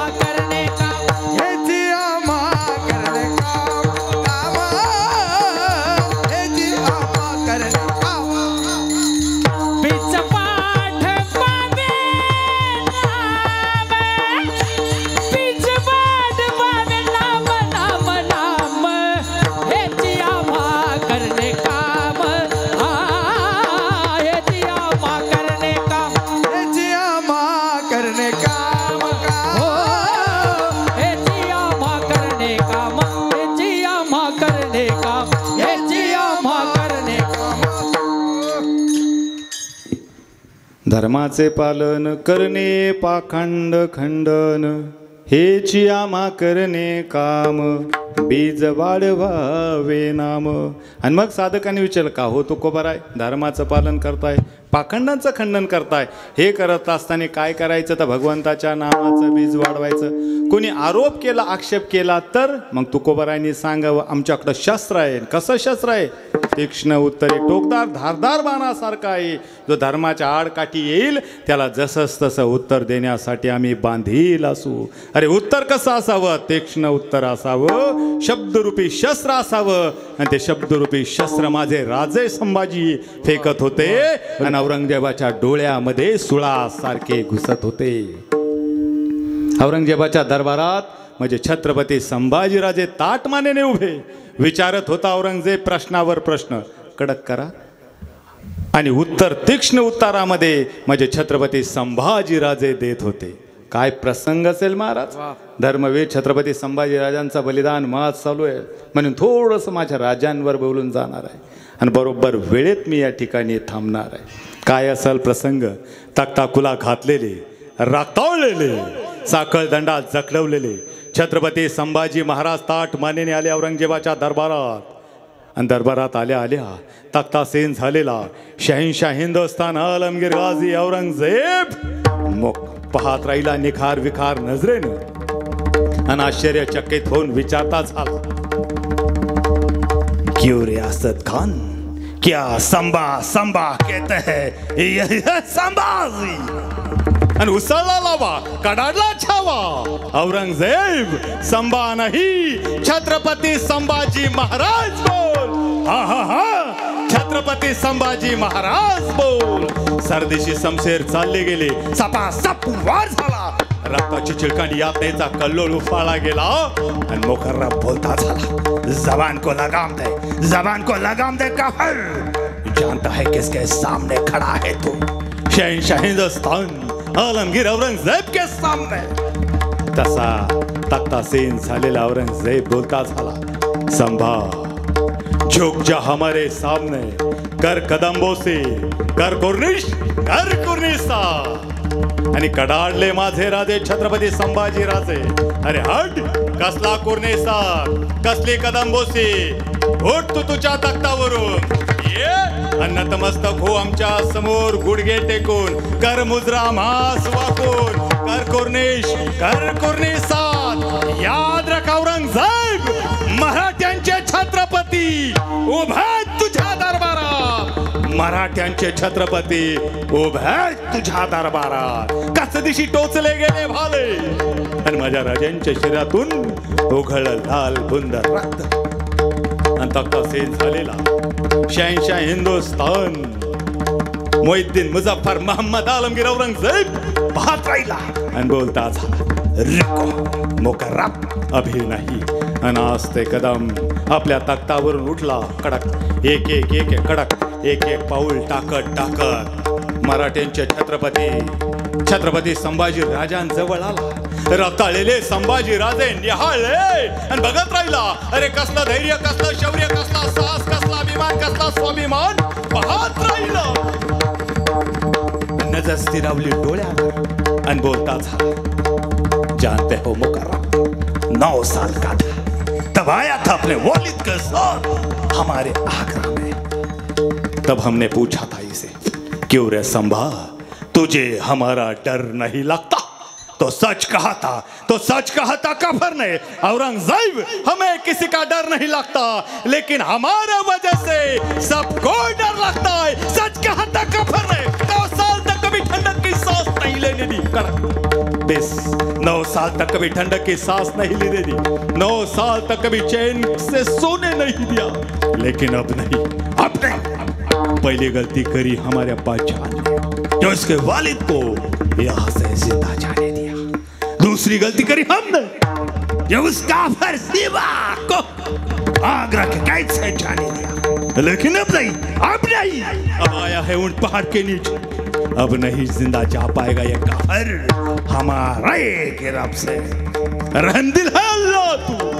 आणि त्या अल्लाहचा आभार मानायला चटयातून रमा नमाजाच्या रुखाता पडायला लागला. ज्यावेळेस छत्रपती संभाजी राजांना कैद केलं होतं, त्यावेळेस कवी कलश सुद्धा कैद केले होते. तेही रक्ताळलेले, साखळदंडात जखडवलेले, तख्ताकुला घातलेले. आणि संभाजी राजानं कवी कलशाना म्हणावं, कवीजी त्रिता, कवीजी बारीक, कवीजी कवी आहात आपण. बघा बरं, अशा प्रसंगावर सुचते का एखादी कविता? आणि हसत राहिला कवी कलश. अरे काय राजा आहे न, मृत्यूच्या दारात आहे. केव्हाही शमशेर चालली जाईल, धाडदिशी गर्दन धडा वेगळी होईल. आणि अशा अवस्थेत विचारतोय हा राजा, सुचते का एखादी कविता, सुचता का एखादं काव्य? आणि संभाजी राजांचे सोबत असलेले कवी कलश उद्गारते झाले, केव नाही राजन, केव नाही. आणि त्या कवी कलशानं म्हणावं, राजन यावन रावण की सभा, शंभो बंद्यो बजरंग, लहू लसत सिंदूर सम खूब खेले वरन रंग. राजन तुम हो सांजे, खूब लड़े हो तुम जंग, तव तू तेज निहार के, तखत तेज औरंग, तखत तेज औरंग. ज्याप्रमाणे रावणाच्या दरबारात हनुमंतरायाला साखळ दंडात जखडवलं, त्याप्रमाणे औरंगजेबाच्या दरबारात तुम्ही उभे आहात राजे. अरे हनुमंतरायाला लाल लाल रंग शेंदूर शोभून दिसतो, तसा तुम्ही लढला. तुमचं शौर्य, तुमचं धैर्य, तुमच्यावर झाले तलवारीचे वार, तुमच्या शरीरातून ओघळलं लालबुंद रक्त, रक्ताने माखलेला भगवा तो देह तुम्हाला शोभून दिसतोय राजे. अरे काय तुमचं शौर्य, काय तुमचं धैर्य, तुमचा साहस, अभिमान, स्वाभिमान पाहून स्वतःला शहेनशाह हिंदुस्तान म्हणणारा हा आलमगीर तुमच्या समोर गुडघे टेकून नतमस्तक झाला राजे, नतमस्तक झाला राजे. त्याच वेळेस कवी कलशा समोर आला मुकर्रब खान बोलता झाला, जबान को लगाम दे, एक लफ्ज भी निकाला तो जबान खींच लूंगा काफर. आणि आज ते कदम औरंगजेब उठला, सबूर सबूर मुकर्रब, अभी कोई सवाल के जवाब देगा ये काफर. आणि छत्रपती संभाजी राजांजवळ आला आणि संभाजी राजांच्या डोळ्यात डोळे घालून विचारत राहिला, सच बता संभा, तूने हमारा बुरहानपुर लूटा, औरंगाबाद लूटा, जालना लूटा, खूबसूरत सूरत को बदसूरत कर दिया. सच बता, कहाँ रखी है लूट, कहाँ रखा है खजाना, सच बता. तसे और छत्रपती संभाजीराजे हसत हसत सांगत राहिले, अरे कुठला खजिना, अरे हिंदुस्तान गिळला तू आमचा, हे नली नाले डोंगर झाडे झुडप हे सगळं आमचं, आमचं गिळून आम्हाला विचारतोस कुठं ठेवलाय खजिना. बरं ठीक आहे, ऐकायचं तर ऐक, कुठं ठेवलाय खजिना. अरे शेतातून वाहणाऱ्या पाटात, भाजीच्या देठात, लहान लेकराच्या खळखळून हसण्यात, त्या निरागस ओठात, मायमाऊलीच्या कंकणामध्ये, अरे स्वराज्यासाठी निधड्या छातानं स्वराज्यासाठी जान कुर्बान करणाऱ्या प्रत्येक मायमावल्याच्या छातडात या स्वराज्याच्या तटबुंदाच्या गोटात ठेवलाय खजिना, गोटात ठेवलाय खजिना. खामोश, आखिरी बार पूछ रहा हूं, सही सही जवाब दे. सच बता, हमारे कौन कौन से सरदार खिदमत में है तुम्हारे. हसत राहिले संभाजी राजे, खिदमत में, अरे फितुरीची भाषा करतोस तू, फितुरीची भाषा. स्वतःच्या बापाला विष देऊन मारणारा तू, स्वतःच्या भावाची खुलेआम कत्तल करणारा तू, आणि तू करतोस फितुरीची भाषा. बरं ऐक, एकच नाव सांगितलं. तसा औरंगजेब म्हणाला, चल बाबा, एक ही काफी है. आणि सांगत राहिले संभाजीराजे, ऐकायची आहे हिम्मत तर ऐक. औरंगजेब, तेरा बेटा शहजादा अकबर, अकबर शामिल है हमें. संतापला वैतागला चौताल औरंगजेब बोलता झाला, बुकारा लेके जाओ इस काफर को हमारे सामने से. संभा की चुकी कर. अरे नाही होणार बंद डोळे आमचे. संभा जबान को लगाम दे. अरे नाही होणार आमचं बोलणं बंद. आणि संतापलेला औरंगजेब बोलता झाला, लेके जाओ इस काफर को हमारे सामने. इसकी आंखें जलाती है हमें बहुत, जला डालो इसकी आंखें. इसकी जबान चलती है बहुत, काट डालो इसकी जबान, खींच लो खान इसकी और खिला दो चील कौवों कुत्तों को. हसत राहिले संभाजीराजे, हे औरंग्या, अरे खाल्लं आमचं मांस कुत्र्या गिदडांनी तर त्यांची औलाद निपाजणार नाही सारखी तुझ्यासारखे बेईमान निपजेल आमच्या सारखीच इमानदार, आमच्या सारखीच इमानदार. खामोश काफर, लेके जाओ इस काफर को और इसको ऐसी दर्दनाक मौत दो कि आने वाले इसके 7 पुरखे, पूरा स्वराज, पूरी कायनात याद रखनी चाहिए. आणि पाहता पाहता माझ्या राजाला पकडलं गेलं. रक्ताळलेले, साखळदंडात जखडवलेले छत्रपती संभाजीराजे बांधले गेले त्या स्तंभाला. अरे वाटलं असतं, पाहिलं असतं तर वाटलं नसतं रे मराठ्यांचे छत्रपतीत म्हणून. रक्ताळलेले, साखळदंडात जखडवलेले, अरे आणलं होतं उंटाला काटेरे, साखळदंडात टोचून टोचले गेले होते असंख्य भाले. आणि माझ्या राजांच्या शरीरातून ओघळत होतं लाल बुंद रक्त. लाले लाल झालेला दिसत होता माझा राजा. आणि आता मात्र सबान होती, आता मात्र सजा होती, डोळे काढायची. त्याच वेळेस लालबुंद तप्त झालेल्या 2 सळाया घेऊन एक हापशी माझ्या राजांच्या समोर येता करता झाला. लालबुंद तप्त झालेल्या सळ्या हवेत धुराच्या रेषा सोडत होत्या. जाणार माझ्या राजांचे डोळे, ज्या डोळ्यानं पाहिलं होतं स्वराज्य, आऊसाहेब बाबासाहेब गडकोट किल्ले मावळे, ज्या डोळ्यानं अनुभवलं होतं स्वराज्य, जाणार ते डोळे. लालबुंद तप्त झालेल्या सळ्या घेऊन एक हापशी चालत राहिला माझ्या राजांच्या डोळ्यासमोर. माझ्या राजानं पहिल्या लालबुंद सळाया मिटवले डोळे आणि पाहता पाहता लालबुंद तप्त सळाया माझ्या राजांच्या घुसल्या डोळ्यात गेल्या. आत आत आत आत आत जशा गेल्या आत तशाच निघाल्या बाहेर फिरल्या घर घर चर चर चर जाळ उठत राहिला आणि बाळे दार डोळ्याच्या ठिकाणी उरले फक्त काळे कुट्टन खड्डे आणि डोळ्यातून निघत राहिला फक्त दर्पधूर, फक्त दर्पधूर. 8-10 दिवस गेले आणि आता सजा होती जबान छाटायची. 10-12 जण आले.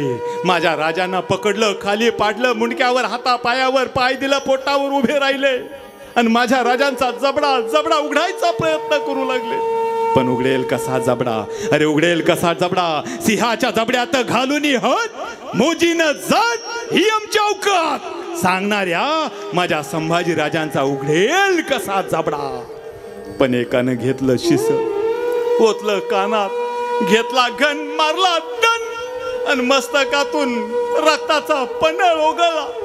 एकानं दाबलं नाक, श्वासासाठी जीव गलबलला, जबडा उघडला, घेतली सांची, घुसली आत, ओढली बाहेर, निघाली लकलकती समशेर, मारली साप साप, तुटली जीभ, पडली तिथंच वळवळत आणि तोंडातून ओघळला रक्ताचा लाल बुंद पन्हळ रे, लाल बुंद पन्हळ. वळवळ वळवळ करणारी जी पडली होती तिथंच नव्हती, ती सुद्धा दूर माझ्या राजांपासून बाजूला व्हायला. 7-10 दिवस गेले. हाच प्रत्येक अत्याचार कवी कलशांवर होत राहिला. कवी कलशानं पाहिलं ना 11व्या दिवशी माझ्या त्या कवी कलशानं देह ठेवला. आता सजा होती. माझ्या राजांच्या अंगावरचा केस ना केस उपटायचे. अरे 10-12 जण यायची आणि एक एक एक एक केस केस उपटून घेऊन जायची, एक एक केस उपटायची. विचार करा, अंगावरचा एक केस उपटू द्या, कडक करा, अंगावरचा एक केस उपटू द्या, किती त्रास होत असावा. अरे किती त्रास झाला असेल माझ्या राजांना. 1 दिवस नाही, 2 दिवस नाही, 3 नाही, तब्बल 40 दिवस सहन करत राहिला माझा राजा. कशासाठी? तुमच्यासाठी, आमच्यासाठी, मराठी अस्मितेसाठी, छत्रपती शिवरायांचे पुत्र आहोत या जाणीवेसाठी. आता सजा होती. माझ्या राजांच्या हाता पायाच्या बोटाची नख उपसायची. हापशी आले, त्या हापशीना चिमटा घेतला, माझ्या राजांच्या हाता पायाची बोट धरली, एक एक एक एक नख काढून उपसून घेऊन गेलं. अरे कोणीतरी आलं, घेतला जांब्या, मारला, मांडीत फिरवला, गर गर गर. अरे एखादा फळाचं घर काढून घ्यावा ना, तशा माझ्या राजांच्या पायाचा मांसाचा गोळा काढून गेला. अरे रक्ताची धार धार धार लागली. सहन करत राहिला माझा राजा, सहन करत राहिला. आणि आता सजा होती. माझ्या राजांच्या अंगावरची कातडी सोलायची. अरे अरे एखादं मेलेलं जनावर जसं सोडून काढावं ना, तसा माझा राजा उभा उभा उभा सोडून काढला. अंगावरचं बारीक ना बारीक कातड सोडून काढलं, गेरलं, मिठाचं मिरचीचं पाणी फेकलं अंगावर, जर जर जाळ उठत राहिला. 1 दिवस नाही, 2 नाही, 40 दिवस, 40 दिवस सहन करत राहिले माझे राजे. काही दिवस गेले. माझ्या राजांच्या हाताची पायाची बोट तोडून घेऊन गेले. काही दिवस गेले. माझ्या राजांच्या हाताचे मनगट तोडून घेऊन गेले. अरे काही दिवस गेले. माझ्या राजांचे गोटे तोडून गेले. पण तोंडातून हा शब्द निघाला नाही माझ्या राजांच्या मुखातून. अरे लोळा गोळा पडलेले संभाजी राजे उठवले, मरूच दिलं नाही, फक्त जीव ठेवला. आणि आता एक हापशी चालत चालत येताना माझ्या राजांना जाणीव झाली. त्याचा हात आला माझ्या राजांच्या छातीजवळ आणि हाताचा स्पर्श झाला गळ्यातल्या कवड्याच्या माडीला. आणि माझे राजे अंतःकरणातून सांगत राहिले, हे हराम्या, अरे नको रे लावूस हात त्या माळीला. माझ्या आबासाहेबांना पन्हाळगडावर घातलेली माळ रे ती कवड्याची, नको नको. पण पाहायला नव्हते डोळे की नव्हती जीभ सांगायला. तट्ट दिशी तोडली गेली कवड्याची माळ, तट्ट दिशी तोडली गेली कवड्याची माळ. लोळा गोळा झालेले माझे संभाजीराजे, अरे हात तोडले, पाय तोडले, पण साखळदंड सोडले नाही. एवढी दहशत माझ्या राजांची शेवटपर्यंत होती. अखेर उगवली फाल्गुन वद्य अमावस्या, 11 मार्च 1689. आणि गुढी पाडव्याच्या आदल्या दिवशी माझ्या राजांचं मस्तक छाटलं. घेतलं माझ्या राजांचं मस्तक, घेतला भाला, खुपसलं भाल्याला माझ्या राजांचं मस्तक, नाचवलं इंद्रायणी भीमा भामाच्या तीरावर, आणि घेतला तो भाला आणि खुपसला इंद्रायणीच्या भीमेत, आणि माझ्या राजांच्या मस्तकातला एक रक्ताचा थेंब त्या इंद्रायणी भीमा भामेच्या थरात पडला. आणि थरारले इंद्रायणी भीमा भामा. ज्या इंद्रायणी भीमा भामेने पाहिलं होतं ते शौर्य, तो स्वाभिमान, तो अभिमान माझ्या संभाजी राजांचा. अरे 350 वर्ष झाली रे, आजही ती इंद्रायणी भीमा भामा रडतेच आहे. खरे छत्रपती संभाजी राजे कुणाला कळलेच नाही. अरे माझ्या राजांचं मस्तक छाटलं ना, निखार विखार नजरेतून पाहत राहिला. माझा राजा पाहत राहिला त्या औरंग्याच्या डोळ्यात डोळे घालून सांगत राहिला, औरंग्या तू कळेस आमचे हाल हाल कशासाठी? या मावळ मातीत फडफडणारा हा भगवा खाली खेचण्यासाठीच ना. हा भगवा आहे प्रभू श्री रामचंद्राचा, धर्माची मूर्त मेढ रावणाऱ्या रामाचा. हा भगवा आहे भगवान गोपाल कृष्णाचा. हा भगवा आहे रामकृष्ण हरीचा गजर म्हणत पंढरीला जाणाऱ्या वारकऱ्यांचा, माझ्या ज्ञानोबा तुकोबांचा. हा भगवा आहे मराठी अस्मितेचा, हा भगवा आहे स्वाभिमानाचा. हा भगवा खाली खेचण्यासाठी तू केलेस आमच्यावर हाल हाल, पण याद राख तो भगवा खाली खेचण्यासाठी तो आमच्यावर शस्त्र चालवले. आमच्या त्या शस्त्रानं आमच्या शरीरातून ओघळलं लाल बुंद रक्त, पण त्या शस्त्राचा त्या वाराचा प्रतिशोध घेईल आमचे मावळे. तुझ्यावर करतील वार आणि तुझ्या शरीरातून ओघळेल रक्त, आणि त्या रक्तानं तुझा देह सुद्धा होईल पुरता पुरता भगवा, पुरता भगवा. छत्रपती संभाजी राजे यांना मातीत मिळवण्यासाठी औरंग्या महाराष्ट्रात आला, पण माझ्या राजानं त्याला त्याच्या परतात त्याच्या प्रांतात परत जाऊ दिला नाही. तोच औरंग्या छत्रपती संभाजीनगर जिल्ह्यातल्या खुलताबादेतल्या कबरीत जाऊन शांत झाला, शांत झाला. आणि शेवटपर्यंत माझे राजे गेले, पण 14 वर्ष लढत राहिला इथला मावळा न मावळा. माझ्या राजांच्या रक्ताच्या थेंबातून जन्माला आला संताजी धनाजी सारखा धुरंधर योद्धा. माझे राजे सांगत राहिले, अरे या संभाजी राजांच्या जाण्यानं जर मुर्दार झालेला समाज पेटून उठत असेल, अरे गवताचे सुद्धा भाले तयार होत असेल, आणि अन्य अत्याचार अधर्माविरुद्ध लढत असेल, त्या संभाजी राजाला हर वेळा हे मरण कबूल आहे. हा संभाजी 1000 वेळा मरायला तयार आहे.